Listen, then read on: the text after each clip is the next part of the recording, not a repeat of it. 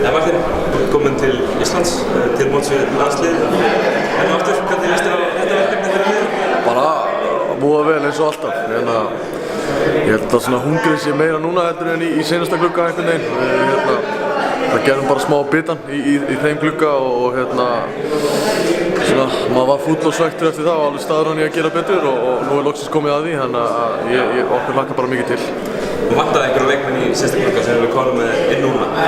Hvað gera leikmenn eins og Jón og Hörður og fleiri fyrir þetta? Þetta gera helling fyrir okkur. Þetta alltaf mennirnir sem eru búin að vera stærstu póstarnir í liðinu í núna seinustu 10 árin. Þannig að þeir gera alltaf helling fyrir okkur og hópurinn seinast var svona svolítið skrítinn. Það var smá EM-þinga í mönnum og það vantaði, já eins og segir, Jón og Pavel og Höss og fleiri og margir sem voru bara að stíga sín fyrstu skref með landsliðinu, þannig að þetta var svona skrítinn bragur yfir þessu, en núna erum við náttúrulega komnir með þessa stóru menn aftur og við lítum betur út á blaði, vissulega, og hópurinn náttúrulega þéttari finnst mér núna heldur en hann var senast, þannig að við ættum að vera sterkari núna heldur en í seinasta glugga og það eru bara nokkuð góðar líkur að við tökum báða leikina. Okkur finnst það allavega. Og hérna, við tölum bara leikina í síðasta glugga. Það var tjekkaleikur úti þar sem allt virtist vera á herðum þér, sóknarlega allavega. Já. Og svo þessi Búlgaríuleikur þar sem eru yfir runga úr leiknum.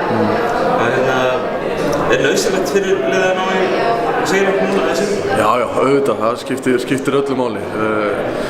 Svo segir, leikurinn úti á Tékkum tapaðist kannski svona fullt stórt, finnst mér. Við vorum, ég veit ekki, það var svona skrítinn bragur á liðinu og Haukur stigalaus, það gerist aldrei, þetta er fyrsta skipti það gerist.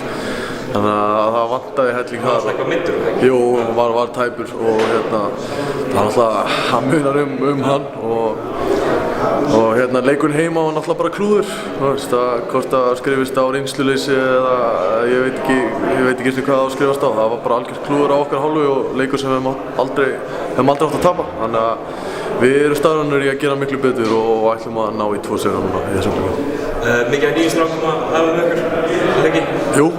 Hvernig eru þeir að koma inn í þetta? Þeir eru bara virkilega flottir. Það er líka kannski eitthvað sem er jákvætt að það koma menn inn sem eru hungraðir og vilja fá mínútur og halda hinum á tánum þar af leiðandi.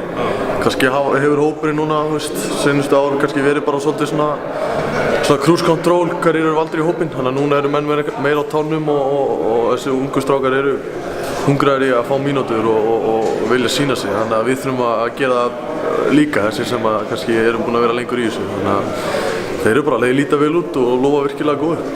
Alveg að lokum, 2 sigrar um helgina? Já, sjálfsögðu.